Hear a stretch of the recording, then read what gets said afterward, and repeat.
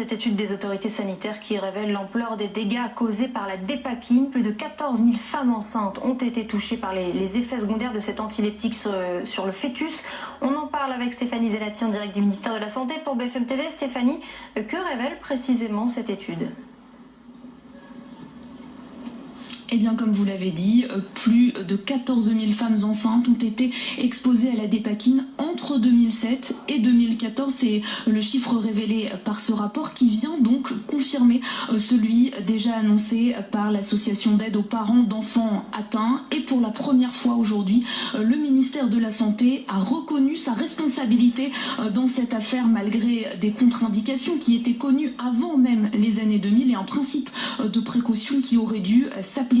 Aucune mesure n'avait été prise pour informer les femmes des risques qu'elles faisaient encourir à leur bébé. Alors forcément, pour l'association APESAC qui s'occupe de ces familles de victimes, eh bien aujourd'hui c'est un premier soulagement, en tout cas une première étape. Je vous propose d'écouter Marine Martin, elle est la présidente de cette association.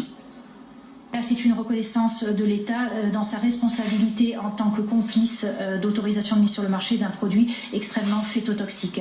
Donc pour les victimes, c'est une première victoire, ça c'est sûr. Là, maintenant, la prise en charge de nos enfants malades.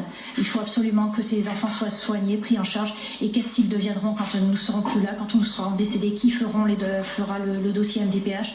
Qui les assistera dans leur quotidien, leur donnera à manger? Et un fonds d'indemnisation doit donc être mis en place par le ministère de la Santé. Pour l'instant, impossible de savoir quelle en sera la somme. Tout sera fait au cas par cas selon le handicap des enfants, très différents d'une famille à l'autre. Et puis aussi, tout simplement parce que pour l'instant, on ne connaît pas exactement le nombre d'enfants touchés par ce médicament de la dépakine. Les familles de victimes qui attendent également une prise de parole de la part de Sanofi, le laboratoire qui a commercialisé ce médicament. Stéphanie Zenati en direct du ministère de la Santé avec Ikram Chikesh.